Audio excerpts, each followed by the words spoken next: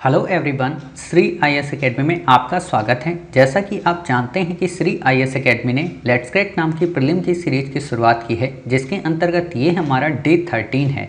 आज हम अपने इस डे 13 में टॉपिक नंबर 581 से लेके टॉपिक नंबर 600 को कवर करेंगे, जो कि यूपीएससी प्रीलिम्स 2021 की दृष्टि से काफ़ी इम्पोर्टेंट है। तो चलिए शुरू करते हैं। जैसा कि आप देख रहे हैं, ये हमारी प्रीलिम्स लेट्स क्रैक सीरीज का डे 13 है, जिसके अंतर्गत आज हमें टॉपिक 581 से लेके टॉपिक नंबर 600 को कवर करना है, जो कि काफ़ी इम्पॉर्टेंट है। और आपको एक और बात पता होनी चाहिए कि आज ये हमारा मॉडर्न इंडिया की दृष्टि से काफ़ी इम्पॉर्टेंट टॉपिक है, अर्थात ये हमारा अंतिम पार्ट है मॉडर्न इंडिया की दृष्टि से। ऑलरेडी आपको पता है कि हमने अपने डे 23 से मॉडर्न इंडिया की शुरुआत की थी, यानी कि हमने केवल 8 दिनों में आपको मॉडर्न इंडिया के पूरी की पूरी इम्पॉर्टेंट सीरीज को कवर करा दिया है। ठीक है, तो ये अंतिम पार्ट है। और एक और बात क्या है कि हमने आपको जितना भी 23 से लेके 30 तक में पढ़ाया है, उन सब का क्विक रिवीजन भी हम आपको लास्ट में कई सारी इंडेक्स की मदद से इसमें कवर करा देंगे। अर्थात एक तरीके से आज का ये हमारा जो पार्ट है थोड़ा सा बड़ा हो सकता है, 2 घंटे 20 मिनट या 30 मिनट के आसपास भी जा सकता है। तो आपको बिल्कुल भी चिंतित नहीं होना है, आप बोर नहीं होंगे, ये हमारी गारंटी है। बाकी आप एक फ्लो में इसे पढ़ते जाएंगे। ठीक है, तो आपको पता है। दूसरी बात यह है कि आप में से जो बच्चे पहली बार हमारे चैनल से जुड़े हैं, उन्हें ये पता होना चाहिए कि हमने आपकी तैयारी को हर हाल में कंप्लीट कराने के लिए लेट्स क्रैक नाम की सीरीज की शुरुआत की है, जिसके अंतर्गत न केवल हम आपको जीएस के पोर्शन को कवर कराते हैं, बल्कि हम आपको CSAT, current affairs, reasoning, math, comprehension और कई सारे एमसीक्यू की मदद से आपकी प्रीलिम्स की तैयारी को हर हाल में मजबूती प्रोवाइड करते हैं। उम्मीद है कि आप ये सभी सीरीज का लाभ ले रहे होंगे। नीचे दिए गए डिस्क्रिप्शन बॉक्स में टेलीग्राम के लिंक की मदद से आप हमारे यूट्यूब के चैनल और साथ ही टेलीग्राम के चैनल से भी जुड़कर अपनी तैयारी को स्ट्रॉन्ग कर सकते हैं। उम्मीद है कि आप हमारे चैनल से जुड़ेंगे। साथ ही हम आपको अपनी आज की इस सीरीज में पढ़ाएंगे कहाँ से, बिल्कुल बेसिक से, वास्तव में जहाँ से मॉडर्न इंडिया की शुरुआत होती है। लेकिन हमने यहाँ पे 2 से 3 चीज़ों को बहुत अच्छी तरीके से ध्यान में रखा है। पहला कि हम आपको बेसिक स्टोरी नहीं बताएंगे कि आखिरकार प्लासी का युद्ध क्यों हुआ, बक्सर का युद्ध क्यों हुआ, क्यों आंग्ल मराठा युद्ध हुआ, क्यों आंग्ल मैसूर हुआ, उसके क्या रीज़न थे। पूरी डेप्थ की जो जानकारी है वो हम यहाँ नहीं देंगे, क्योंकि वो सब का सब मेंस का पोर्शन है, अर्थात जीएस का पोर्शन है।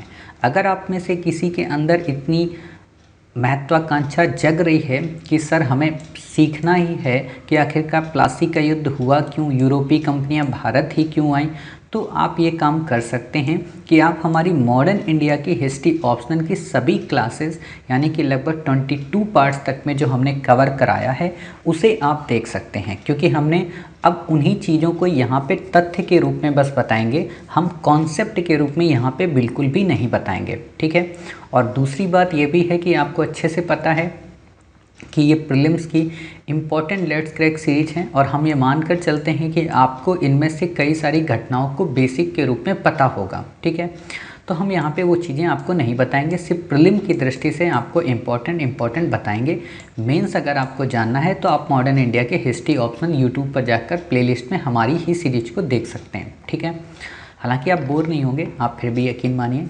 तो जैसा कि आप जानते हैं कि 1600 ईस्वी में British east India company Bharat में आती है। भारत में आकर उसने पहले एक व्यापारिक कंपनी के रूप में 1757 के पहले तक अपनी स्थिति को मजबूत करती रही, लेकिन 1757 में उसने प्लासी में अपनी राजनीतिक महत्वाकांक्षा की परिणत की, जिसके अंतर्गत उसने उस समय के तत्कालीन नवाब सिराजुद्दौला को प्लासी के युद्ध में षड्यंत्र के माध्यम से पराजित कर दिया।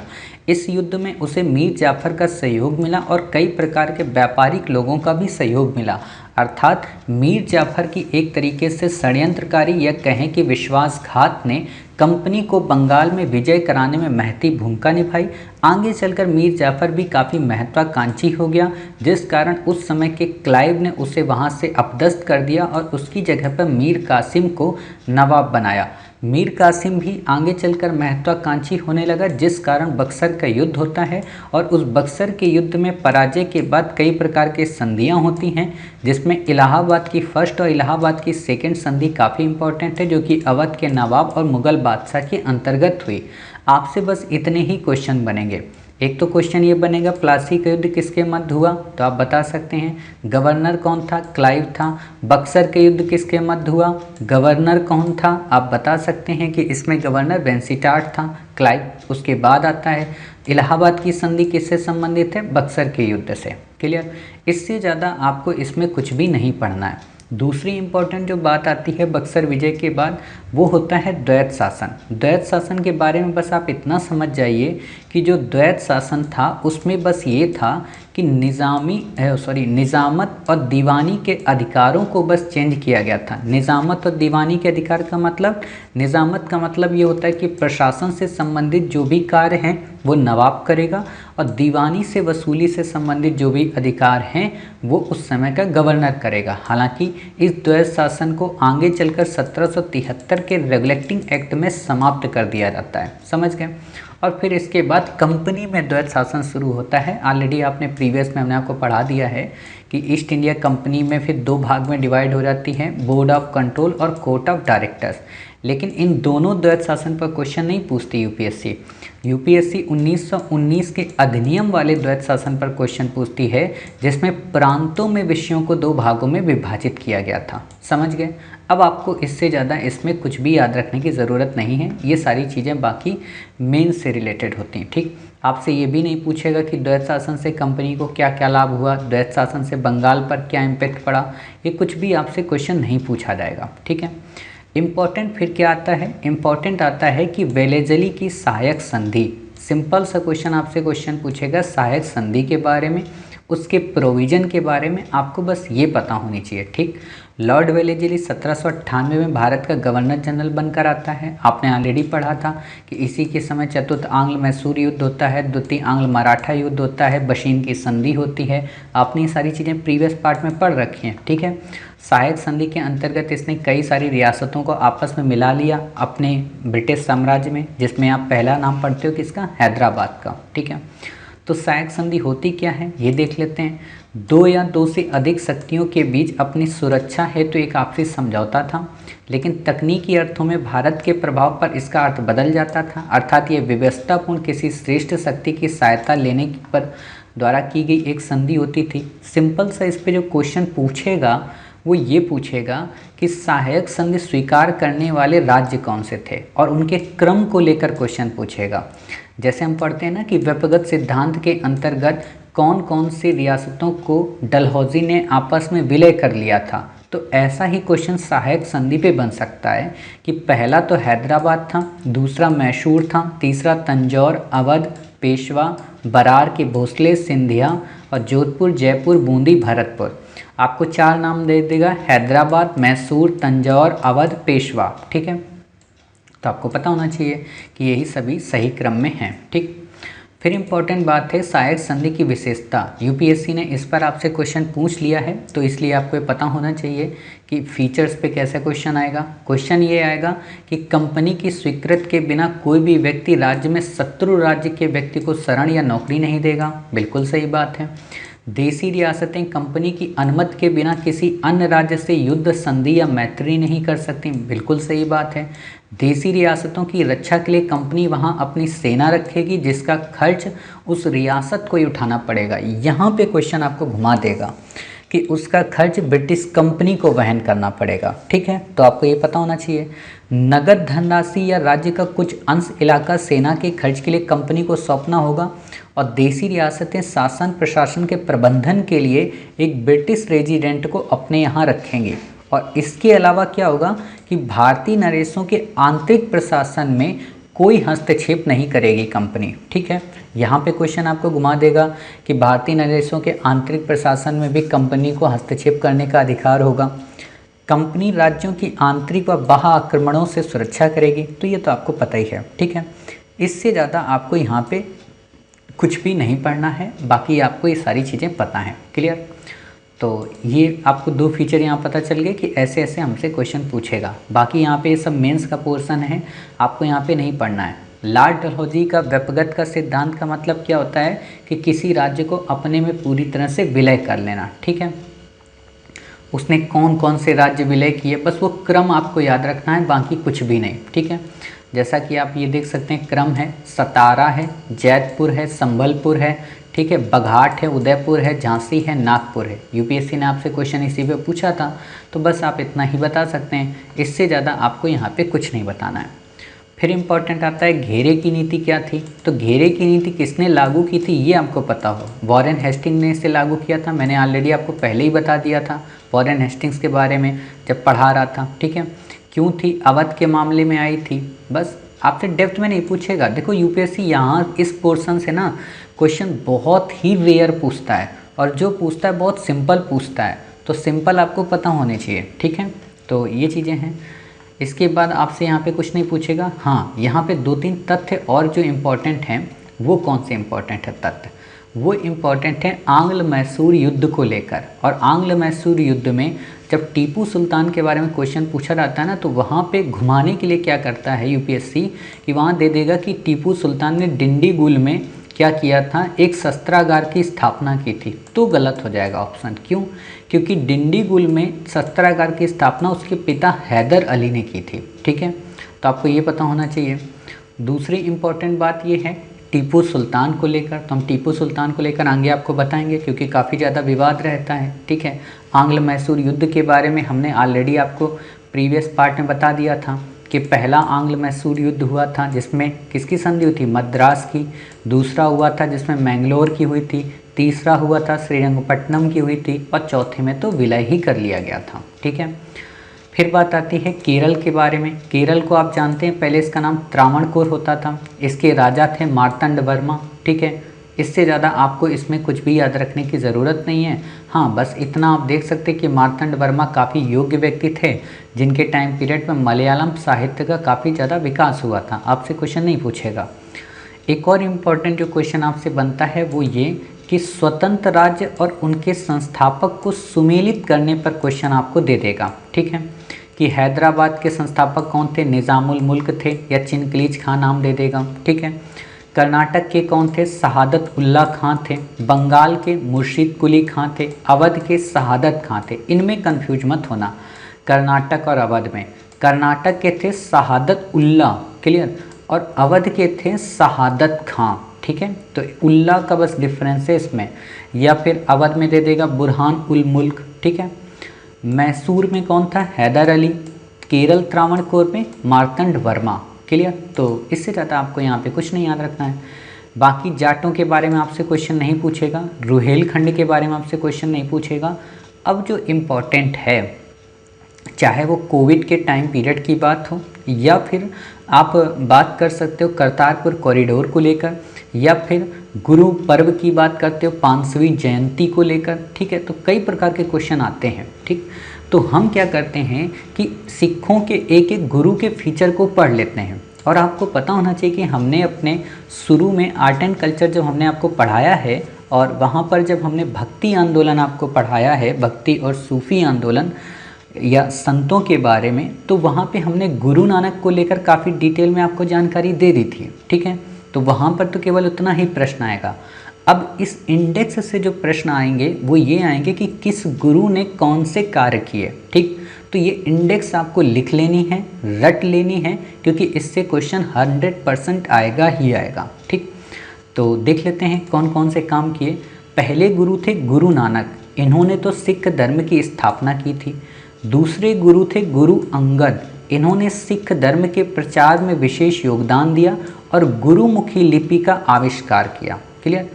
तीसरे गुरु थे अमरदास, जिन्होंने लंगर प्रथा को स्थायी बनाया, मंझी प्रथा का विस्तार किया और सती प्रथा का विरोध किया, ठीक। लंगर प्रथा का मतलब कि जो खाना वगैरह खिलाते हैं ना, आज भी आप देखेंगे सिखों की सबसे बड़ी व्यवस्था है। मंझी प्रथा, उसको बढ़ाया, मतलब लोगों की सेवा, सामाजिक सेवाएं करना। सती प्रथा का मतलब जो आप पढ़े हैं पहले ही कि राजा राम मोहन राय ने उसके खिलाफ कानून भी बनवाया था, ठीक। फिर बात आती गुरु रामदास, ये अकबर के समकालीन थे, मैत्री संबंध इन्होंने रखा और अकबर ने इन्हें अमृतसर के पास में, जिसको वर्तमान में अमृतसर कहते हैं, रामदास नाम की एक जगह वहाँ पे उनको दे दी थी, जिसे उन्होंने अमृतसर नामक शहर बसाया था। ठीक है। फिर आते हैं गुरु अर्जुन देव, इन्होंने आदि ग्रंथ का संकलन किया था, तरन तारण तथा करतारपुर नामक शहर बसाया, जो कि आप देखते हो करतारपुर कॉरिडोर, ठीक, जहांगीर द्वारा लेकिन इनकी हत्या कर दी गई थी। काफ़ी इंपॉर्टेंट है, तो आपको ये चीज़ याद रखना है। फिर आते हैं गुरु हरगोविंद सिंह। क्लियर। गुरु हरगोविंद सिंह के बारे में क्या है, अमृतसर नगर में अकाल तख्त की स्थापना की थी, सिखों को लड़ाकू कौम में बदला था, कश्मीर में कीरतपुरा नगर बसाया था। सिंपल सा आपसे एक और क्वेश्चन पूछेगा कि कीरतपुरा नगर का संबंध कहाँ से है, कश्मीर से। जैसे केरल का संबंध है त्रावणकोर से, अहोम का संबंध है किससे, बताइए, असम से, धान्य काटक का संबंध है किससे, आंध्र प्रदेश से। तो ऐसे क्वेश्चन भी आपसे यूपीएससी पूछ सकती है। फिर बात आती है गुरु हर राय के बारे में। दारा सिखों से इनके अच्छे संबंध थे। दारा सिखों के बारे में हम लोगों ने ऑलरेडी पढ़ लिया है, कादरी सिलसिले से रिलेटेड थे। इन्होंने कई सारी पुस्तकें लिखी थी, हिंदू धर्म ग्रंथों का अनुवाद किया था। ठीक है, सिर्रे अकबर नाम से, तो आपने पढ़ा ही होगा, हमने ऑलरेडी पढ़ा दिया। शांत एवं एकांत जीवन व्यतीत किया, ये तो आपसे नहीं पूछेगा। फिर आते हैं गुरु हरकिशन, इन पे भी आपसे क्वेश्चन नहीं पूछेगा। फिर आता है गुरु तेग बहादुर, मोस्ट इंपॉर्टेंट है। क्यों? क्योंकि जीटीबी नगर में ही आप लोग रहते हो अधिकांश बच्चे, मुखर्जी नगर, जीटीबी नगर, राजेंद्र नगर, या इंडिया के अलग अलग प्लेसेस में, अपने अपने सिटीज़ में, अपने अपने घर में। ठीक है, तो इनमें कौन कौन से थे, आनंदपुर साहिब की स्थापना की थी, हिंदू धर्म के प्रबल समर्थक थे, औरंगजेब के द्वारा इनकी हत्या हो गई थी। ठीक है, इससे ज़्यादा आपको नहीं पढ़ना है। फिर बात आती है गुरु गोविंद सिंह की। खालसा पंथ की इन्होंने स्थापना की, सिखों में पाहुल प्रथा की शुरुआत की, औरंगजेब से निरंतर संघर्ष करते रहे और सिखों के अंतिम गुरु ये कहलाए। इन्होंने जफरनामा की भी रचना की। ठीक, आपसे इसमें सिंपल सा क्वेश्चन पूछेगा, खालसा पंथ की स्थापना किसने की थी, गुरु गोविंद साहब ने की थी।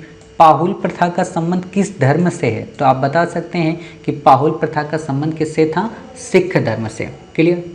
चलिए, आप लोगों के मन में एक चल रहा होगा कि सर पाहुल प्रथा क्या होती है। तो देखिए, पाहुल प्रथा का मतलब क्या होता है, सिंपल सा, कि जितने भी सिख धर्म के लोग हैं, सिख हों या किसी अन्य धर्म के, किसी भी अन्य जाति के लोग, वो सब एक ही कटोरे में प्रसाद को ग्रहण करेंगे। ठीक है, ये प्रसाद से रिलेटेड है, मतलब इक्वलिटी को दर्शाने के लिए कि कोई ऊंचा नीचा नहीं है, इससे संबंधित है। ठीक, अब आप में से कुछ बच्चों के मैसेज दिमाग में चल रहे होंगे कि सर अच्छा आपने मंझी प्रथा नहीं बताया पीछे। तो मंझी प्रथा का क्या मतलब होता है, जैसे हम लोग केंद्र बनाते हैं ना, ऑफिसेस बनाते हैं अपने धर्म के प्रचार के लिए, अपने संस्थान के प्रचार के लिए, तो वैसे उन्होंने भी कई सारे केंद्र बनाए। एक तरीके से आप कह सकते हो कि अलग अलग हिस्सों में गुरुद्वारे बनाए, ठीक है, ताकि उनके धर्म का प्रचार हो सके।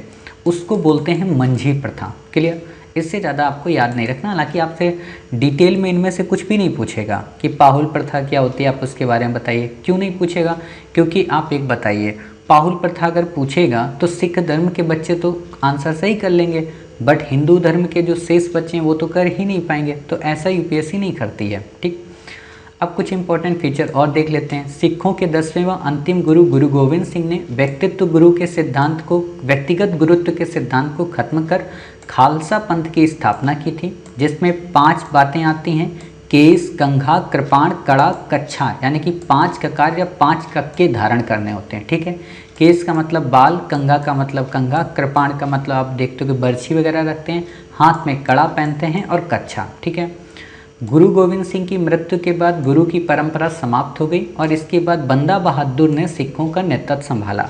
बंदा बहादुर कौन थे, इनका नाम था लक्ष्मण देव। पंजाब के सिख किसानों को एकत्रित करके इन्होंने 8 वर्षों तक संघर्ष किया और इसलिए उन्हें, उनके शिष्य जो होते थे, उन्हें सच्चा बादशाह के नाम से संबोधित करते थे। आगे चलकर 1716 में मुगल बादशाह फर्रुखसियर ने उनके बच्चों के साथ उनको भी मरवा दिया था। ठीक है, तो ये एक तरीके से आप देख सकते हैं। फिर आपसे इस पे और ज़्यादा क्वेश्चन नहीं आएगा। फिर वही आता है सिख धर्म के बारे में। सिख धर्म के बारे में आप अच्छे से जानते हो। सिख धर्म कह रहा हूँ, सिख राज्य के बारे में, कि 12 स्वतंत्र मिसलों का जन्म हुआ। ठीक है, जिनमें मोस्ट इंपॉर्टेंट मिसल बनी थी कौन सी, सुकरचकिया मिसल। उस सुकरचकिया मिसल से कौन रिलेटेड था, बताइए, उस शुक्र मिसल से रिलेटेड थे राजा रणजीत सिंह। ऑलरेडी हमने काफ़ी डिटेल में ये चीज़ें आपको बता रखी हैं, ठीक है। अहुलवालिया, ये सारी मिसलें आपको इम्पोर्टेंट नहीं है, ठीक। शुक्र मिसल आपको पढ़ना है और राजा रणजीत सिंह के बारे में 1-2 फीचर हम और आपको बता देंगे आगे, ठीक है। फिर बात आती है मराठों को लेकर। मराठे कौन थे? साम्राज्य 18वीं शताब्दी में पतन की ओर था, लेकिन 1707 में जब औरंगजेब की मृत्यु हो गई तो बहादुर शाह प्रथम ने साहू जी को मुगलों से आज़ाद कर दिया। अब साहू की कहानी, राजा राम की कहानी, ठीक है, ताराबाई की कहानी, शिवाजी द्वितीय की कहानी, ये सब मैंने आपको हिस्ट्री ऑप्शन में पढ़ा दिया है, ठीक है। आप उन वीडियोज़ को देखिएगा, काफ़ी डिटेल में, काफ़ी अच्छे ढंग से पढ़ाया। आपसे नहीं पूछेगा तो आपको याद नहीं रखना है। बस इम्पॉर्टेंट 2 चीज़ें हैं कि चौथ और सरदेश मुखी क्या थे, ये एक तरीके के टैक्स होते थे, मराठों से रिलेटेड थे, ठीक है। बाकी आपको यहाँ पे कुछ भी नहीं पढ़ना है। आपसे ये भी नहीं पूछेगा कि बाजीराव प्रथम कौन थे, पातशाही का कॉन्सेप्ट क्या था, कुछ भी नहीं पूछेगा। तो आपको ये नहीं याद रखना है, ये सब मेंस का टॉपिक है, ठीक है। चलिए, इतनी सारी चीज़ें हो गई।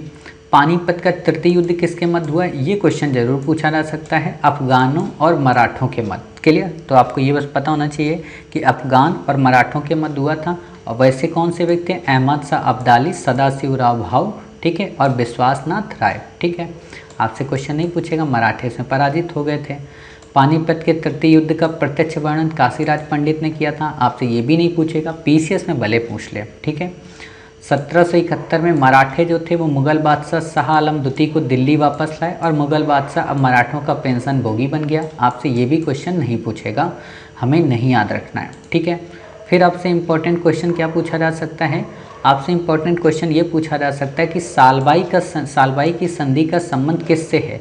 तो सालबाई की संधि का संबंध है किससे? आंग्ल मराठा युद्ध से, ठीक है। इससे ज़्यादा आपको नहीं याद रखना है। वॉरेन हेस्टिंग के साथ में की गई थी। फिर आपसे क्वेश्चन क्या पूछेगा? बसीन की संधि का संबंध किससे है? आप बता देंगे आंग्ल मराठा युद्ध से, वेलेज़ली के टाइम पीरियड पे की गई थी।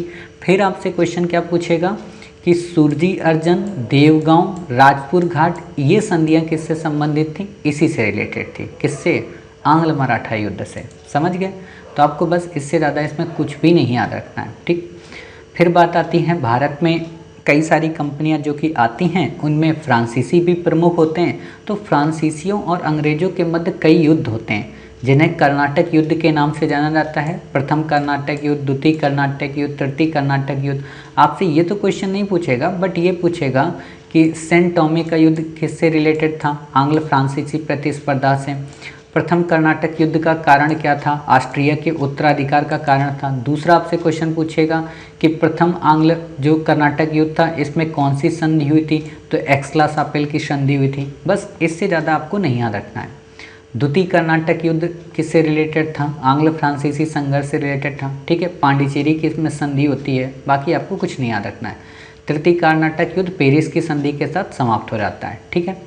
बाकी आपको यहाँ पर कुछ भी आपसे नहीं पूछेगा। अंग्रेज़ों की सफलता और विफलता पे आपसे बिल्कुल भी क्वेश्चन नहीं आएगा, आपको याद रखने की ज़रूरत नहीं है, ठीक है।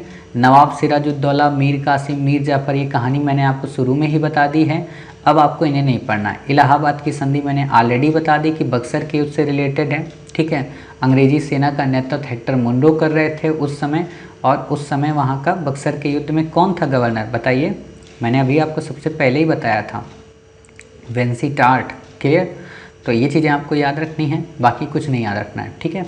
क्या प्रोविज़न थे, क्या प्रोविज़न नहीं थे? यूपीएससी ऐसे क्वेश्चन इतने डेप्थ में जाकर नहीं पूछेगी। द्वैत शासन का मतलब मैंने आपको बता दिया, जो बंगाल में द्वैत शासन था, ठीक है। आपको ये भी नहीं बताना है, ठीक। अब बात क्या आती है? अब बात आती है हमारी प्रथम आंग्ल मैसूर युद्ध, जो मैसूर के बारे में हम बता रहे थे, ठीक। तो इसमें बस 2-3 चीज़ें याद रखनी है कि प्रथम आंग्ल मैसूर युद्ध में कौन सी संधि हुई थी? मद्रास की। द्वितीय आंग्ल मैसूर युद्ध में संधि कौन सी हुई थी? मैंगलोर की, ठीक है। तृतीय आंग्ल मैसूर युद्ध में कौन सी हुई थी? बताइए, श्रीरंगपट्टनम की, ठीक। टीपू सुल्तान पे आपसे क्वेश्चन पूछा जा सकता है कि टीपू सुल्तान के बारे में आप बताइए। तो टीपू सुल्तान के बारे में ज़्यादा आपको नहीं बताना है। एक तो इसको सभी भाषाओं का लगभग ज्ञान था, इसने नवीन कैलेंडर, नई मुद्रा, ये सारी चीज़ें चलाई थी, ठीक है। इसने नौसेना डिपार्टमेंट को गठन किया था, ठीक है। इसने अपने कई सारे दूत भेजे थे विश्व के अलग अलग देशों में, ठीक है। इसने स्वतंत्रता का वृक्ष लगाया था, इसने जैकोबिन क्लब की सदस्यता ली थी, नागरिक टीपू अपने आप को कहलाया था, शारदा देवी की मूर्ति की स्थापना की थी, श्रृंगेरी मंदिर के पुरोहित की स्थापना, मंदिर की मरम्मत भी करवाई थी, ठीक है। आर्थिक और सैन्य शक्ति की नींव रखी थी, यूरोपियनों के साथ में इसमें संबंध स्थापित किए थे, अलग अलग दूत भेजे थे। आपसे इतना ज़्यादा डीप में क्वेश्चन पूछेगा नहीं क्योंकि विवादित रहते हैं ये, ठीक है। तो बस इससे ज़्यादा आपको नहीं पढ़ना है यहाँ पे कुछ भी। चतुर्थांग में सूर्य युद्ध इंपॉर्टेंट है नहीं, ये सब मेंस में इंपॉर्टेंट होता है और ख़ासतौर पर हिस्ट्री ऑप्शनल वालों के लिए। और आप जानकर अचरज में रहेंगे, हिस्ट्री ऑप्शनल के कोई भी टीचर, आप किसी भी इंडिया के बेस्ट टीचर की बात कर लीजिए, इसको हवा में पढ़ा देता है, ठीक है। आपको कहानी भी नहीं समझ में आती, वो हवा में पढ़ा देते हैं। बट आप हमारे हिस्ट्री ऑप्शनल की क्लास को जाकर देखिएगा तो आपको लगेगा कि सच में वास्तव में जैसे आपके सामने कहानी और घटनाएं चल रही हो। हमने इतने अच्छे ढंग से बिल्कुल एक एक पॉइंट्स को क्लियर किया था वहाँ पे, क्योंकि इतना डेप्थ वहाँ पढ़ना होता है, ठीक है। बाकी आपसे कुछ नहीं पूछेगा, प्रथम आंग्ल मराठा युद्ध वगैरह कुछ भी ये नहीं पूछेगा, ठीक है। ये इंडेक्स बस आप देख लीजिए कि अच्छा ये मराठों से संबंधित ऐसी ऐसी संधियाँ थी, और ये भी नहीं पूछेगा कि कब कब संधियाँ हुई, और ये भी नहीं पूछेगा किस किस के मध्य हुई, ठीक है। बस आपको मोटे तौर पर ये संधियाँ नाम याद रखनी चाहिए, ठीक। तो बस इससे ज़्यादा आपको यहाँ पे कुछ पढ़ना ही नहीं है, समझ। देखो यही होता है कि जब हम पढ़ते हैं ना, हमें पता होना चाहिए। अब बच्चे क्या करते हैं, आप लोग खुद ही पहले से यही करते रहे होंगे कि जब आप मॉडर्न इंडिया प्रीलिम के लिए पढ़ते होंगे ना, इसको रट्टा मारते होंगे कि ये लाइन भी पढ़ लो, वो लाइन भी पढ़ लो। नहीं आता है क्वेश्चन, तो नहीं आता तो क्यों पढ़ें। पीसीएस की बात अलग है, जब पीसीएस का मैं कुछ शुरू करूँगा फ्यूचर में ज़िंदगी में कभी, वैसे तो समय तो हमारे पास है ही नहीं, तो शुरू करने की तो कोई गुंजाइश ही नहीं है। क्योंकि पीसीएस एक ऐसा होता है ना कि पीसीएस में कुछ निश्चित नहीं है, और उसमें निश्चितता नहीं है मतलब कि एग्ज़ाम होगा कि नहीं होगा, और आपने पूरी मेहनत की और वो एग्ज़ाम पोस्टपोन हो गया, तो सबसे ज़्यादा गुस्सा आता है फिर उस चीज़ में, ठीक है। यूपीएससी क्या फिक्स है, 1 महीना लेट हो सकता है लेकिन होगा ज़रूर, ठीक है। तो ये बस डिफरेंस होता है, इसीलिए यूपीएससी पे हम लोग फोकस करते हैं, पीसीएस पे नहीं करते हैं, ठीक है।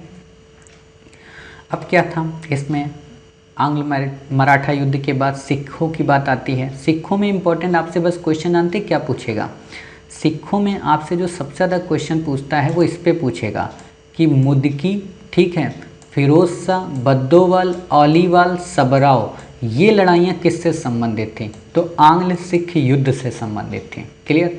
बाकी आपसे इस पर कोई भी क्वेश्चन नहीं पूछेगा, ठीक है। भैरोवाल की संधि किससे संबंधित थी, लाहौर की संधि किससे संबंधित थी, आंग्ल सिख युद्ध से, इससे ज़्यादा आपसे क्वेश्चन नहीं आएगा। राजा रणजीत सिंह पे बस 2 ही 3 क्वेश्चन बनेंगे कि एक तो ये सुकर चकिया मिसल से रिलेटेड थे, लाहौर को अपनी राजधानी बनाई थी, यूरोपीय सेना के आधार पर अपनी सेना का गठन किया था, ठीक है।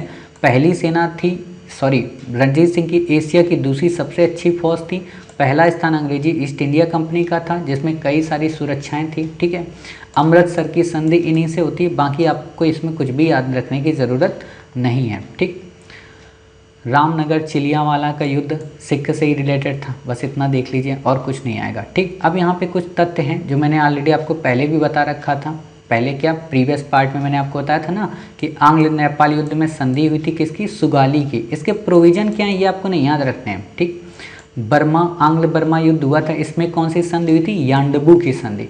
आंग्ल अफगान युद्ध हुआ था, इसमें गवर्नर कौन था, ऑकलैंड था, क्लियर। आपको ये याद रखना है, आहस्तक्षेप की नीति की बात की जाती है।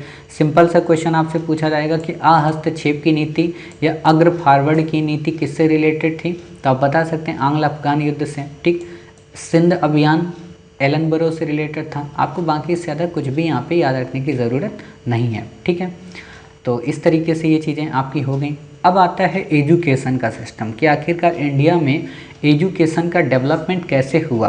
तो आपसे यूपीएससी ऑलरेडी वुड डिस्पैच पे क्वेश्चन पूछ चुकी है, 1813 के अधिनियम पे ऑलरेडी पूछती रहती है, ठीक है।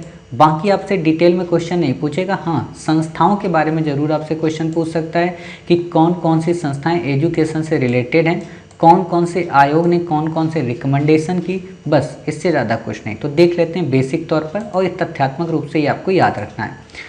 पहला क्वेश्चन क्या कि वॉरेन हेस्टिंग ने 1781 में अरबी फारसी भाषा के अध्ययन के लिए कलकत्ता मदरसा की स्थापना की। यूपीएससी ने 2019 के प्रीलिम में आपसे क्वेश्चन पूछ लिया है कि कलकत्ता मदरसा की स्थापना किसने की थी, वॉरेन हेस्टिंग्स ने की थी। दूसरा क्वेश्चन आपसे क्या पूछा जा सकता है कि एशियाटिक सोसाइटी ऑफ बंगाल की स्थापना किसने की थी, विलियम जोन्स ने। ऑलरेडी 2018 के प्रीलिम में पूछा जा चुका है, ठीक है, ध्यान देना, ये सारे क्वेश्चन पूछे जा चुके हैं। चार्ल्स विल्किंसन ने भगवत गीता का अंग्रेजी में अनुवाद किया और विलियम जोन्स ने कालिदास कृत अभिज्ञान शाकुंतलम को अंग्रेजी में अनुवादित किया। आपसे क्वेश्चन नहीं पूछेगा, ठीक है। फिर जो इम्पोर्टेंट क्वेश्चन है वो क्या कि बनारस के ब्रिटिश रेजिडेंट जोनाथन डंकन ने बनारस में संस्कृत कॉलेज की स्थापना की, जिसका पर्पस था हिंदू विधि दर्शन का अध्ययन करना। लॉर्ड वेलेजली ने फोर्ट विलियम कॉलेज की स्थापना की, जिसमें असैन्य अधिकारियों की शिक्षा की बात की जाती थी। यूपीएससी ने इस बार के प्रीलिम में 2020 में यही क्वेश्चन पूछा। अब बच्चे कंफ्यूज रहते हैं कि लॉर्ड वेलेजली होगा कि ऑर्थर वेलेजली। ऑर्थर वेलेजली वास्तव में लॉर्ड वेलेजली का भाई था, जो कि एक सेनापति था, ठीक है। तो ऑर्थर नहीं होगा, यूपीएससी ने हालांकि उसमें ऑर्थर ही दिया था, ठीक, तो आपको पता होना चाहिए। फिर बात आती है कि ईस्ट इंडिया कंपनी ने 1813 के अधिनियम में क्या कहा था कि हम 1 लाख रुपए एजुकेशन पर खर्च करेंगे। यहाँ पे क्वेश्चन यूपीएससी घुमा देती है कि 1 लाख था कि 10 लाख था कि 21 लाख था, तो आपको पता होना चाहिए 1 लाख की बात आती है। दूसरी इंपॉर्टेंट बात यह कि राजा राम मोहन राय और डेविड हेयर ने एक कॉलेज बनाया था, हिंदू कॉलेज, जो कि पाश्चात्य शिक्षा पर उच्च शिक्षा देने की बात करता था। मैंने ऑलरेडी पहले ही पढ़ा दिया राजा डेविड हेयर के बारे में, ठीक है। इससे ज़्यादा आपको यहाँ पर कुछ नहीं पढ़ना है। फिर एक क्वेश्चन यूपीएससी और पूछती है क्या कि इंडिया में एजुकेशन के डेवलपमेंट में कौन कौन से चीज़ें काम आई। 1813 का अधिनियम काम आया, वॉरेन हेस्टिंग्स का योगदान काम आया, आंग्ल प्राच्य विवाद काम आया और 1-2 एक्ट काम आए, ठीक है। तो आपको पता होना चाहिए कि आंग्ल प्राच्य विवाद में क्या था। आंग्ल प्राच्य विवाद हालांकि हम आपको वहाँ पढ़ेंगे, बट यहाँ पे बेसिक तौर पे बता दें, अंग्रेज़ों का ये मानना था कि लोगों को वेस्टर्न एजुकेशन दी जाए। कुछ अंग्रेज़ों का ये मानना था, वॉरेन हेस्टिंग्स तरीकों का, कि साहब इनको वेस्टर्न ना दो, इनको इन्हीं के धर्म की शिक्षा दो। इससे 2 फायदे होंगे, ताकि इनके यहाँ हम इन्हीं के ऊपर शासन अच्छे से कर सकेंगे। तो इसी को कहते हैं आंग्ल प्राच्य विवाद। क्लियर। प्राचीन, प्राच्य का मतलब प्राचीन, आंग्ल का मतलब अंग्रेजी शिक्षा, ठीक है। तो इससे ज़्यादा आपको यहाँ पे डिटेल में कुछ भी नहीं पढ़ना है, आपसे नहीं पूछेगा और ना ही आपको यहाँ पे कुछ भी याद रखना है, ठीक है। मैं काले ने क्या कहा, किसने क्या कहा, आपसे नहीं याद रखेगा। दूसरा जो क्वेश्चन बनता है वो बनता है अधोमुखी निस्यंदन सिद्धांत में, यानी कि फिल्ट्रेशन थ्योरी पे। सिंपल सा क्वेश्चन पूछता है कि अधोमुखी निस्यंदन का सिद्धांत किससे संबंधित है, प्रशासन से, एजुकेशन से, तो आप बता देंगे कि एजुकेशन से, ठीक। फिर जो मोस्ट इंपॉर्टेंट है वुड डिस्पैच, उस पर यूपीएससी ने ऑलरेडी क्वेश्चन 2018 में पूछ रखा है, और एक ही जगह पे अगर आपको पता होता तो आपका आंसर सही हो जाता, ठीक है। वुड डिस्पैच किससे संबंधित है, एजुकेशन से। 1854 में आया। इस समय कौन गवर्नर था, भारत का गवर्नर जनरल लॉर्ड डलहौजी, यानी कि डलहौजी के काल में आया था, ठीक है। इसको एजुकेशन का मैग्ना कार्टा कहते हैं, क्योंकि इसमें एजुकेशन के काफ़ी सारे राइट दिए गए थे। यूपीएससी ने आपको जानते हो क्वेश्चन क्या घुमाया था कि इसमें केवल और केवल अंग्रेजी भाषा पे शिक्षा की बात की थी, तो ऐसा नहीं है। इसने अंग्रेजी के साथ साथ देसी भाषा और उस समय की लोकल भाषा की भी बात की थी, ठीक है। महिलाओं के एजुकेशन को प्रमोट करने की बात की थी, ठीक। इसने दोनों तरह की भाषाओं की बात की। पाश्चात्य शिक्षा, कला, दर्शन और साहित्य के प्रचार की बात की। इसने उच्च शिक्षा के लिए अंग्रेजी माध्यम बताया, लेकिन देसी भाषाओं को भी प्रोत्साहित किया। इस लाइन पे क्वेश्चन यूपीएससी ने पूछा था, और जिस बच्चे को ये पता होता वो ऑप्शन को अच्छे से एलिमिनेट कर सकता था। समझ गए। तो इससे ज़्यादा आपको यहाँ पे याद रखने की और भी ज़रूरत है नहीं, क्योंकि अब वैसे दोबारा क्वेश्चन इतनी जल्दी अभी नहीं पूछेगा, क्योंकि यूपीएससी के पास और भी तो टॉपिक होते हैं ना, और भी क्वेश्चन होते हैं, तो उन पे ध्यान देगी कि इस पे ध्यान देगी। समझ गए। तो बाकी फिर आता है हंटर आयोग। आपसे सिंपल सा पूछेगा हंटर आयोग का संबंध किससे था, एजुकेशन से, ठीक है। अब यहाँ पे एक और बात बताएं, हंटर आयोग का संबंध जलियांवाला बाग के हत्याकांड की भी जांच के लिए था, ठीक। तो वो दूसरा है, डिटेल में आपको यहाँ नहीं पढ़ना है, ठीक। भारतीय विश्वविद्यालय अधिनियम आपको डिटेल में नहीं पढ़ना है, ठीक। इतना बस इंपॉर्टेंट याद रखना कि टॉमस रेले कमीशन किससे रिलेटेड था, शिक्षा से, यानी कि विश्वविद्यालय आयोग से, ठीक है। बाकी आपका इस पर क्वेश्चन नहीं आएगा, ना ही आपको यहाँ पे प्रोविजंस को इनको पढ़ना है। सैडलर आयोग, सैडलर आयोग में केवल 2 बातें इंपॉर्टेंट हैं। क्या, एक तो ये विश्वविद्यालयों के गठन से रिलेटेड था, दूसरे इसमें 2 भारतीय सदस्य थे, आशुतोष मुखर्जी और डॉक्टर जियाउद्दीन अहमद। इससे ज़्यादा आपको इसमें कुछ भी नहीं पढ़ना है, आपसे एजुकेशन पे कुछ नहीं क्वेश्चन आएगा। जब आप मेंस पढ़ते हैं ना और इंडिया के एजुकेशन सिस्टम पर आप लिखते हैं तो इम्पोर्टेंट हो जाता है, ठीक। द्वैत शासन कब आया था, 1919 के अधिनियम में। इससे ज़्यादा आपको यहाँ पे कुछ भी नहीं पढ़ना है। हार्टोंग समिति किससे रिलेटेड है, एजुकेशन से। इससे ज़्यादा इसमें आपको कुछ भी नहीं पढ़ना है। वर्धा योजना काफ़ी इंपॉर्टेंट है, आपसे क्वेश्चन पूछ सकता है कि वर्धा योजना का संबंध किससे था, तो आप बता सकते हैं एजुकेशन से। दूसरा क्या क्वेश्चन पूछेगा, क्रम लगाने को, ठीक है। आपको मान लो दे दिया नेहरू रिपोर्ट दे दिया, कराची अधिवेशन दे दिया, अखिल भारतीय किसान सभा की स्थापना दे दिया और वर्धा योजना दे दिया। आप कहेंगे साहब ये सभी के सभी क्रम में हैं, तो ये बस याद रखना कि वर्धा योजना 1937 में आई थी जो एजुकेशन से रिलेटेड थी। क्या थी वर्धा योजना?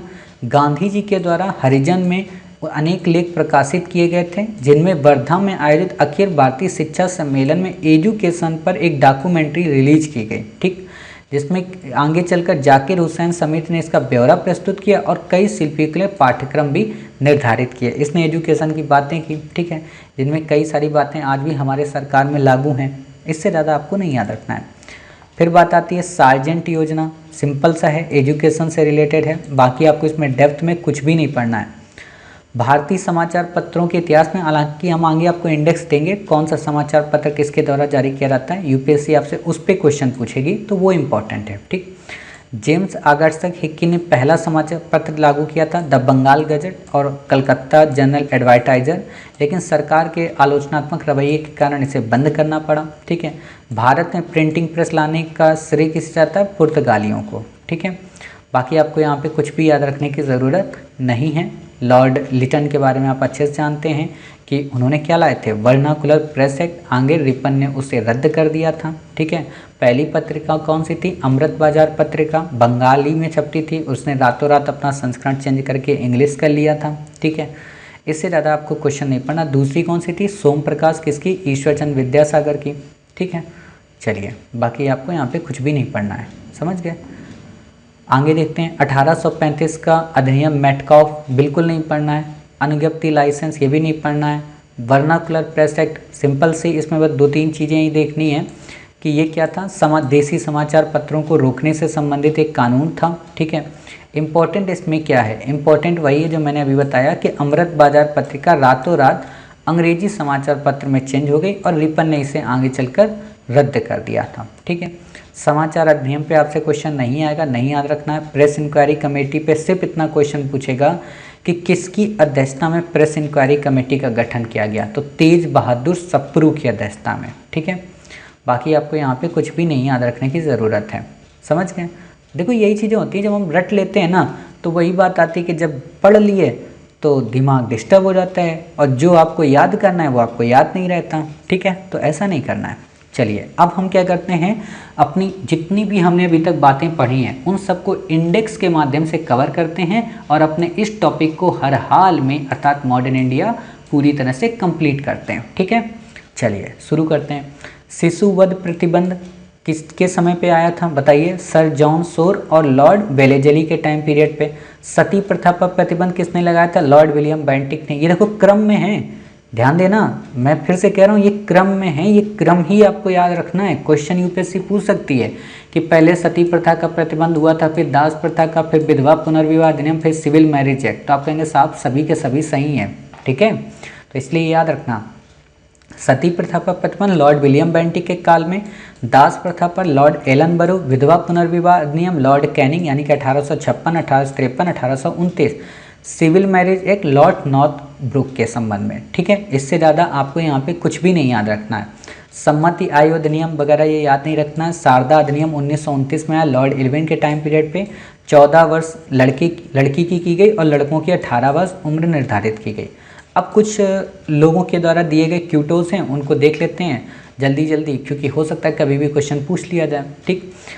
भारत छोड़ो एक करो मरो महात्मा गांधी ने दिया। स्वराज हमारा जन्मसिद्ध अधिकार है बाल गंगाधर तिलक ने कहा। साइमन कमीशन वापस जाओ लाला लाजपत राय कहते थे। सरफरोशी की तमन्ना अब हमारे दिल में है, देखना है बाजुए कातिल, है ना, ये चीज़ें राम प्रसाद बिस्मिल कहते हैं। इंकलाब जिंदाबाद भगत सिंह कहते हैं। देखो इंकलाब जिंदाबाद का जो नारा है ना, वैसे इसे किसने दिया था? अल्लामा इकबाल ने, लेकिन इसे काफ़ी ज़्यादा हाईलाइट किया था भगत सिंह ने, इसलिए नाम भगत सिंह का आता है।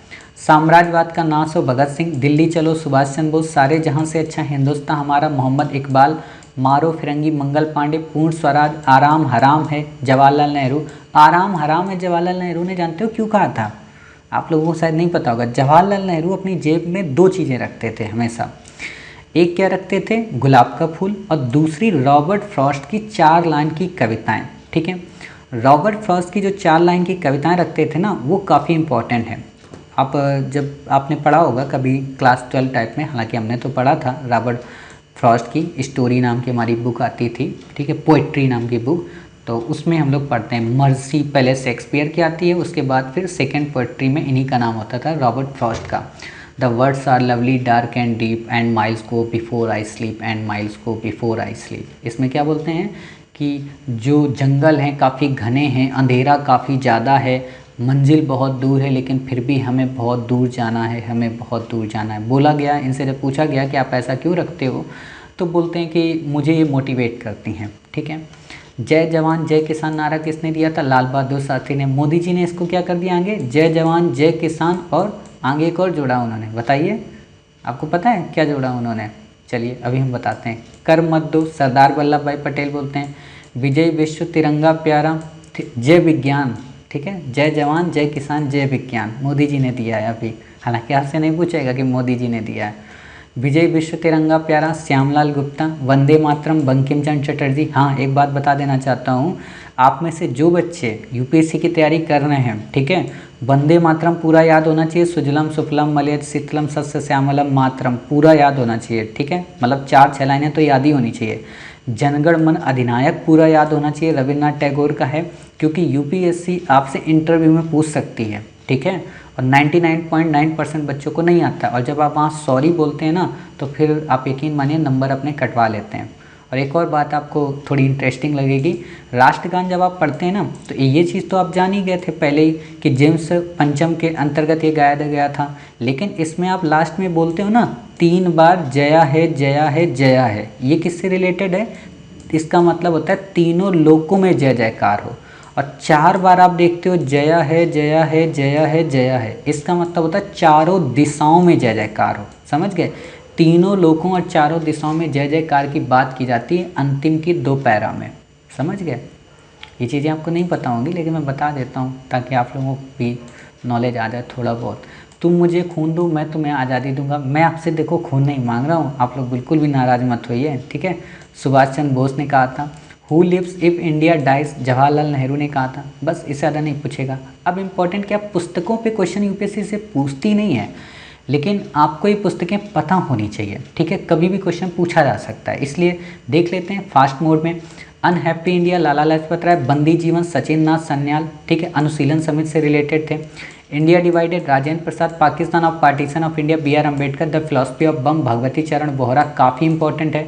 सत्याग्रह प्रकाश दयानंद सरस्वती, बताइए इनका ऑर्गेनाइजेशन कौन सा था, याद करिए, याद है ना, आर्य समाज। सत्याग्रह प्रकाश हिंदी में लिखी गई थी, संस्कृत में, हिंदी में।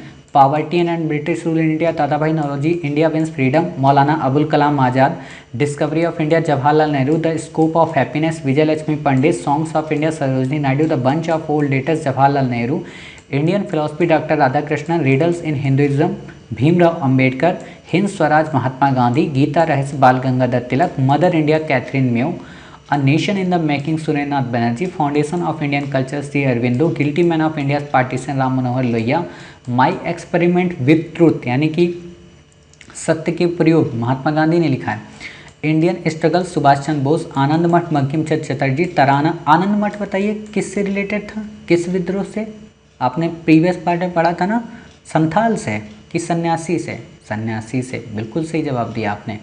तराना e Hind, Mohammad Iqbal. India from Curzon to Nehru and after Durgadas. India war of independence, sorry the Indian war of independence 1857, V D Savarkar. The life divine, Shri Aurobindo. अच्छा, 1857 किसकी बुक थी? आपने पढ़ा था ना, अशोक सेन की। Geetanjali, Rabindranath Tagore. Neel Darpan, Dinabandhu Mitra. Hints for self culture, Lala Hardayal. India unrest, Valentine Chirol. Economic history of India, R C. Dutt. The crescent moon, the post office, Rabindranath Tagore. Bhawani Mandir, Barindra Kumar Ghosh. Clear? तो ये चीज़ें आपको याद होनी चाहिए। मैंने ऐसा क्यों कहा जानते हैं आप? यूपीएससी आजकल जानते हैं क्वेश्चन कैसे पूछती है कि इन्होंने अनहैप्पी इंडिया नाम की पुस्तक लिखी थी, ये उग्रवादी संगठन से जुड़े एक व्यक्ति थे, आगे चलकर साइमन कमीशन का इन्होंने विरोध किया था। तब आपका क्वेश्चन याद आएगा तभी जब आपको पुस्तक का उसका नाम पता होगा, तो इसलिए मैंने आपको बता दिया। अब समाचार पत्र हैं काफ़ी इंपॉर्टेंट, वो आप देख लीजिए। इसमें सब नहीं इंपॉर्टेंट है, कुछ इंपॉर्टेंट है, वो मैं आपको बता दे रहा हूँ। उद्दंड मार्तंड जुगल किशोर का है। अमृत बाजार पत्रिका मोतीलाल घोष शिशिर कुमार घोष की है, ठीक है। सोम प्रकाश ईश्वरचंद विद्यासागर का है। हिंदू जो आप पढ़ते हैं वीर राघवाचारी का है। केसरी और मराठा बाल गंगाधर तिलक का है। केसरी किस में था? मराठी में, और मराठा किस में था? अंग्रेजी में, ठीक। बाकी बंगाली ये इंपॉर्टेंट है, सुरेंद्रनाथ बनर्जी का था। दर्पण बाल शास्त्री का इंपॉर्टेंट नहीं है। कॉमनवेल्थ इंपॉर्टेंट है, एनी बेसेंट का। कवि वचन सुधा हरिश्चंद्र मैगजीन दोनों इंपॉर्टेंट हैं। भारतेंदु हरिश्चंद्र से रिलेटेड है, पूछा जा चुका है और पूछा भी जा सकता है। यंग इंडिया महात्मा गांधी का है। न्यू इंडिया किसका था बताइए? एनी बेसेंट का। नवजीवन महात्मा गांधी का था। हरिजन महात्मा गांधी का था। द इंडिपेंडेंट काफ़ी इंपॉर्टेंट है, मोतीलाल नेहरू का था, ठीक है। नेशनल हेराल्ड ऑलरेडी आप देख रहे हो, इस पर केस चलता है, जवाहरलाल नेहरू है। द ट्रिब्यून दयाल सिंह मजीठिया हैं, ठीक है। अल हिलाल अल बिलाग काफ़ी इंपॉर्टेंट है, मौलाना अबुल कलाम आज़ाद का है। कॉमरेड मोहम्मद अली जिन्ना का है। हमदर्द मोहम्मद अली जिन्ना का है, ठीक है। प्रताप गणेश शंकर विद्यार्थी का है। गदर लाला हरदयाल का है, काफ़ी इंपॉर्टेंट है। उर्दू में लाला हरदयाल छापते थे, पंजाबी में करतार सिंह सराबा छापते थे, ठीक है। बाकी आपको नहीं याद रखना है। और जो लास्ट इंपॉर्टेंट है, हिंदू पैट्रियट हरिश्चंद्र मुखर्जी और गिरीश चंद्र घोष का। अब आप एक बात बताइए, कल आपने पढ़ा था, क्या पढ़ा था आपने? आपने पढ़ा था कि हिंदू पैट्रियट ने एक आंदोलन का समर्थन किया था, एक का विरोध किया था। कौन सा विद्रोह था बताइए? पाबना का इसने क्या किया था? विद्रोह किया था, यानी कि विरोध किया था। और नील का क्या किया था? समर्थन किया था। समझ गए? चलिए, अब कुछ संस्थाएं हैं मोस्ट इम्पॉर्टेंट। और एक और बात बताएं, अभी तक हमने आपको जितनी भी संस्थाएं पढ़ाई थी ना, अब ये उनको क्रम में लगा दिया है हमने इंडेक्स में, ठीक है। तो आपको ऐसे ही क्रम में याद रखना कौन संस्थापक थे और स्थापना का क्रम क्या था। हालांकि आप क्रम नहीं याद भी रखोगे, ये याद रखोगे तो आपको पता रहेगी कि एशियाटिक सोसाइटी ऑफ बंगाल पहले आई, मदरसा कॉलेज फिर आया, तो ऐसे आपको याद रखना है, ठीक। एशियाटिक सोसाइटी ऑफ बंगाल की स्थापना विलियम जोन्स ने की थी। कलकत्ता मदरसा की वॉरेन हेस्टिंग ने की थी। संस्कृत कॉलेज की जोनाथन डंकन ने। आत्मीय सभा की Raja Ram Mohan Roy. Hindu college David Hare Raja Ram Mohan Roy. Young Bengal Henry Vivian Derozio. Brahmo Samaj Raja Ram Mohan Roy. Dharma Sabha Radhakanta Deb. Land holder society Dwarkanath Tagore. Bethune college J E Bethune. Clear? इतनी बातें आप समझ गए, क्रम में हैं, देख सकते हो आप पूरा, तो इसीलिए आपको ऐसे याद रखना है। फिर बात आती है क्या? रहनुमाई मजदासन सभा एस बंगाली दादा भाई नौरोजी। ये किससे रिलेटेड थी? पारसियों की थी। इनका एक पत्र था, नाम बताइए? रात गुप्तार, ठीक है। संगत सभा केशव चंद्र सेन। राधा स्वामी आंदोलन स्वामी जी महाराज, आपको याद होना चाहिए। राधा स्वामी सत्संग इंपॉर्टेंट है, क्वेश्चन पूछा जा सकता है। क्यों इंपॉर्टेंट है बताइए? दिल्ली सरकार का सबसे बड़ा कोविड केयर सेंटर ये बन रहा है हर बार, ठीक है, तो आपको पता होना चाहिए, 2 बार से बनना है। प्रार्थना सभा महादेव गोविंद रानाडे आत्माराम पांडुरंग। आप लोग देखते होंगे ना कि जब आप कोई चीज़ देखते हो तो ये भी देख लिया करो कि हमारी हिस्ट्री से उसका संबंध है क्या कोई, तो आपकी तैयारी हो जाती है। और यूपीएससी में और एक आम इंसान में टेस्ट सीरीज में बस यही डिफरेंस होता है कि वो लोग वहाँ तक नहीं सोच पाते जहाँ तक यूपीएससी सोच जाती है, ठीक है। देवबंद स्कूल, मोहम्मद कासिम ननोतवी और रसीम अहमद गंगोही। भारतीय सुधार संघ केशव चंद्र सेन। पूना सार्वजनिक सभा Mahadev Govind Ranade. Satyashodhak Samaj Jyotiba Phule. Arya Samaj Dayanand Saraswati. Theosophical society colonel Henry Olcott madam Blavatsky. आपसे सिंपल सा क्वेश्चन पूछा जा सकता है, क्या एनी बेसेंट इसकी स्थापना की थी? नहीं। Mohammedan Anglo oriental college sir Syed Ahmed Khan. आगे चलकर ये क्या बनता है? Aligarh university. Deccan educational society Vishnu Shastri Chiplunkar. Tilak Gopal Ganesh Agarkar. Mahadev Ballal Namjoshi, ठीक है। आपसे सिंपल सा क्वेश्चन पूछ सकता है, दक्कन एजुकेशनल सोसाइटी से क्या महादेव गोविंद रानाडे जुड़े थे? तो नहीं जुड़े थे, ठीक है। चलिए, सेवा सदन BM मालाबारी। देव समाज शिवनारायण अग्निहोत्री। अहमदिया आंदोलन मिर्जा गुलाम अहमद, ठीक है। दक्कन एजुकेशनल सोसाइटी को प्रमोशन की बात की थी उन्होंने, ठीक है, उन्होंने स्थापना नहीं की थी। हालांकि प्रीवियस में आपने शायद स्थापना वाला ही पढ़ लिया था। हालांकि नाम तो ऐसा इतना ज़्यादा नहीं फंसाता है, आपको बस डिटेल में इतने ही सारे लोगों के नाम दे देगा, ठीक है, तो कन्फ्यूज़ नहीं होना है। बात आती है फिर श्री नारायण धर्म परिपालन योगम श्री नारायण गुरु के द्वारा। अहमदिया आंदोलन मिर्जा गुलाम अहमद के द्वारा। क्लियर? ये सारी चीज़ें आप पढ़ चुके। Abhinav Bharat VD Savarkar. The servants of Indian society Gopal Krishna Gokhale. Bharat Stri Mandal Sarla Bai Devi Chaudhrani. Justice party CN Mudaliar TM Nair, काफ़ी इंपॉर्टेंट है, पूछा जा सकता है। विश्व भारती रविंद्रनाथ टैगोर। क्लियर? तो इतनी बातें आपको याद हो गई। अब देख लेते हैं कांग्रेस के जो अधिवेशन हुए थे, कौन से अधिवेशन में कौन सा इंपॉर्टेंट रोल हुआ था और किस किस अधिवेशन की कैसी कैसी अध्यक्षता हुई थी और अधिवेशन का क्रम क्या था। तो देखो 8 अधिवेशन तो आप शुरू के कैसे याद रख सकते हो, फार्मूला इसका क्या होता है मैं आपको बताता हूँ। बक मई, ठीक है, बक मई मतलब बात का मतलब बम्बई, कलकत्ता, मद्रास, इलाहाबाद, इतना आपको याद हो गया। फिर 4 आगे क्या होंगे, बम बक, बताइए ये आपने पढ़ा ना, यहाँ पे शायद क्रम में नहीं दिया है क्या, बक मई, हाँ रुकिए, ये आपका होगा बक मई। फिर आपका आता है बम्बई और यहाँ पे आता है बी के, ठीक है, यहाँ पे बीच में गैप किया गया है, ठीक है, इसीलिए यहाँ पे क्रम नहीं बन रहा है, नहीं तो क्या होता है 8 का बकमई है और बकनई है, ठीक है, यानी कि बकमई आपका हो गया, फिर बकनई है माने बम्बई, कलकत्ता और नागपुर, ठीक, और फिर इलाहाबाद। तो ये ऐसा बनता है क्रम। खैर क्रम नहीं दिया है, इंपॉर्टेंट ही दिए, हाँ महत्वपूर्ण है तो महत्वपूर्ण वाले ही देख लेते हैं। चलिए क्या क्या है, पहला बम्बई में हुआ था WC बनर्जी के द्वारा, ठीक, बाकी इसके अध्यक्ष बने थे और ज़्यादा कुछ नहीं पढ़ना है। भारतीय राष्ट्रीय कांग्रेस का नाम रख दिया गया था किसके द्वारा, दादा भाई नौरोजी। दूसरा कलकत्ता अधिवेशन हुआ था, दादा भाई नौरोजी ने इसे किया था। मद्रास में बदरुद्दीन तैयब जी बने थे, प्रथम मुस्लिम अध्यक्ष थे, ये बातें आपको याद रखनी है। जॉर्ज यूल थे, प्रथम यूरोपीय निर्वाचित व्यक्ति थे, इलाहाबाद में बने थे, क्लियर। बम्बई के विलियम वेडनबर्न थे, ठीक है, विलियम वेडनबर्न के बारे में आप क्यों जानते हैं, क्योंकि यूपीएससी ने आपसे एक बार क्वेश्चन पूछा विलियम वेडनबर्न को लेकर, ठीक है। प्रतिनिधिमंडल भेजा कांग्रेस के दृष्टिकोण का प्रचार करने के लिए। कलकत्ता में कौन बने थे, फिरोज शाह मेहता बने थे, ठीक है, इससे ज़्यादा आपको नहीं पढ़ना है। 1896 का काफ़ी इंपॉर्टेंट है, जिसके अध्यक्ष बने थे रहमतुल्ला एम सयानी। पहली बार यहाँ पर वंदे मातरम गाया गया। वंदे मातरम किसका गीत है, बंकिम चंद्र चटर्जी का, ठीक है। 1905 के अधिवेशन की अध्यक्षता की थी गोपाल कृष्ण गोखले, जो कि बनारस अधिवेशन के नाम से जाना जाता है, जिसमें बंग की आलोचना हुई थी, स्वदेशी व बहिष्कार के समर्थन की बात की गई थी। 1906 में कलकत्ता अधिवेशन हुआ था, जिसकी अध्यक्षता दादा भाई नौरोजी ने की थी। इसमें स्वराज शब्द को कहा गया था और 4 प्रस्ताव पारित हुए थे। कौन से, स्वराज, स्वदेशी, राष्ट्रीय शिक्षा और बताइए, स्वराज, स्वदेशी, राष्ट्रीय शिक्षा और बहिष्कार। 1907 में सूरत अधिवेशन होता है, जिसमें कांग्रेस का विभाजन हो जाता है। रास बिहारी घोष उसकी अध्यक्षता करते हैं। रास बिहारी घोष आपको पता है वो क्रांतिकारियों से जुड़े होते हैं, ठीक है। फिर आता है 1911 का कलकत्ता अधिवेशन, इसकी अध्यक्षता की थी विशन नारायण धर ने। पहली बार राष्ट्रगान गया था। इंपॉर्टेंट हो जाता है क्योंकि इस पर कोई ध्यान नहीं देता, तो ये इंपॉर्टेंट हो गया कि विशन नारायण धर, ठीक है, तो आपको ये याद रखना है। 1916 का लखनऊ अधिवेशन तो आपने कई बार पढ़ा है, अंबिका चरण मजूमदार दास ने किया था।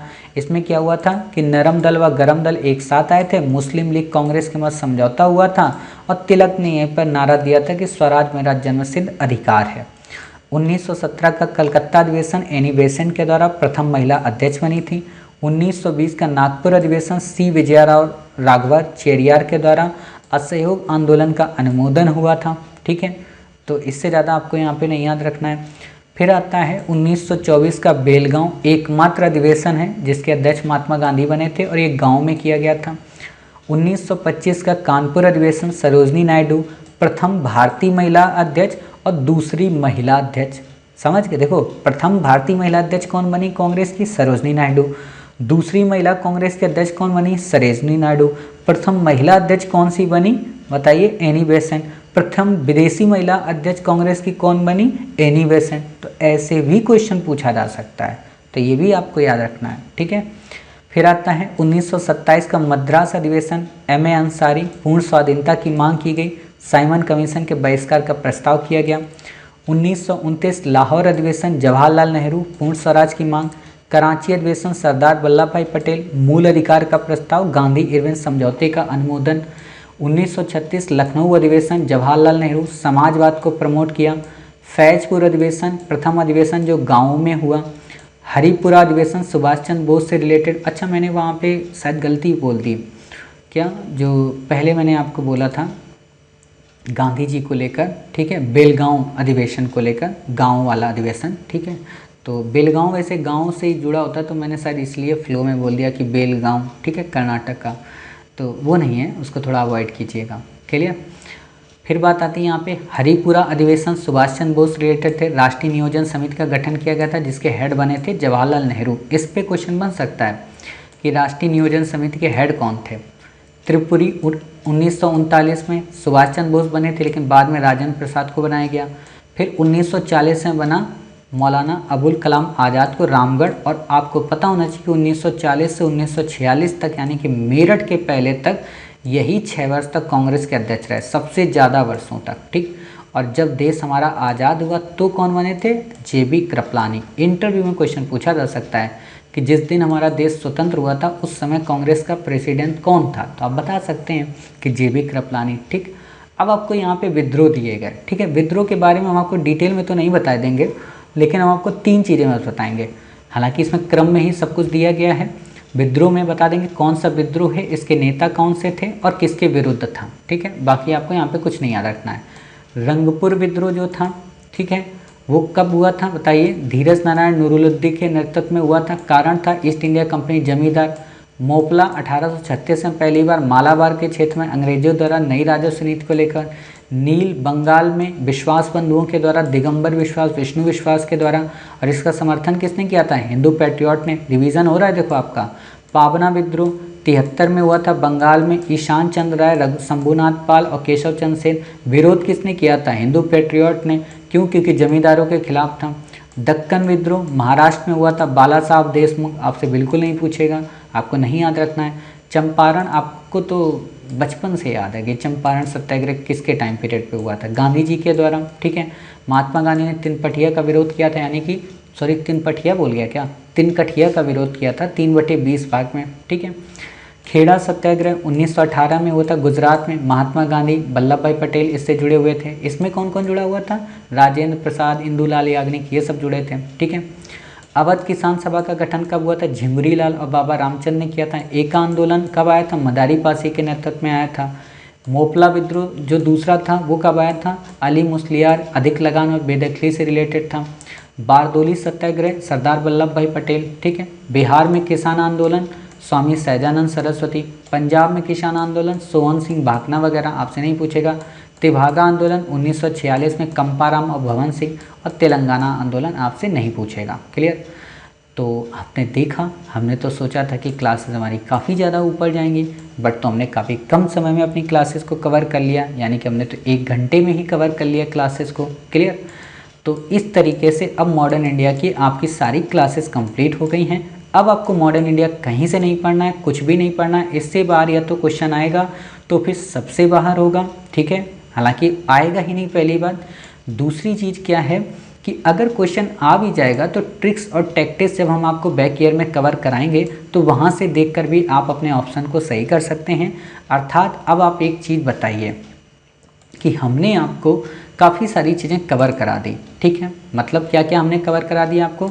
हमने आपको साइंस टेक कवर करा दिया, मेडवल इंडिया का भक्ति आंदोलन का जो इम्पोर्टेंट टॉपिक है वो कवर करा दिया, हमने आपको इन्वायरमेंट कवर करा दिया, इंडियन ज्योग्राफी कवर करा दी, वर्ल्ड ज्योग्राफी कवर करा दी, हमने आपको मॉडर्न इंडिया कवर करा दिया।